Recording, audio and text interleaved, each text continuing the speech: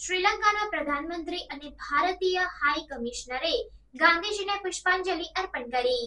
શ્રીલંકાના પ્રધાનમંત્રી ડોક્ટર હરિની અમરાસુર્યા અને ભારતીય હાઈ કમિશનર સંતોષ ઝાએ ગાંધીજીને પુષ્પાંજલિ અર્પણ કરી. શ્રીલંકાના પ્રધાનમંત્રી ડોક્ટર હરિની અમરાસુર્યા અને ભારતીય હાઈ કમિશનર સંતોષ ઝાએ મહાત્મા ગાંધીની જન્મજયંતિ નિમિત્તે તેમને પુષ્પાંજલિ અર્પણ કરી. આ પ્રસંગે કોલંબોમાં પ્રધાનમંત્રી કાર્યાલય ખાતે મહાત્મા ગાંધીજીની પ્રતિમાને પુષ્પાંજલિ અર્પણ કરવામાં આવી હતી. આ પ્રસંગે ડોક્ટર હરિની અમરાસુર્યાએ મહાત્મા ગાંધીજીના આદર્શો અને તેમના શાંતિપૂર્ણ સંઘર્ષના માર્ગને યાદ કરતા જણાવ્યું હતું કે ગાંધીજીના વિચારો આજે પણ વિશ્વને પ્રેરણા આપે છે અને અમને શાંતિ અને સહિષ્ણુતાના માર્ગ પર ચાલવા પ્રેરિત કરે છે. ભારતીય હાઈ કમિશનર સંતોષ ઝાએ પણ આ પ્રસંગે પોતાના વિચાર વ્યક્ત કર્યા હતા. કહ્યું હતું કે ગાંધીજીના જીવન અને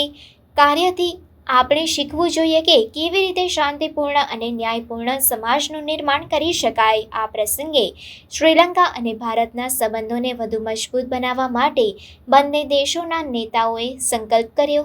આ પ્રસંગે ઉપસ્થિત લોકોએ પણ મહાત્મા ગાંધીજીના આદર્શોને અનુસરવાની પ્રતિજ્ઞા લીધી અને તેમના જીવનમાંથી પ્રેરણા લેવાની વાત કરી.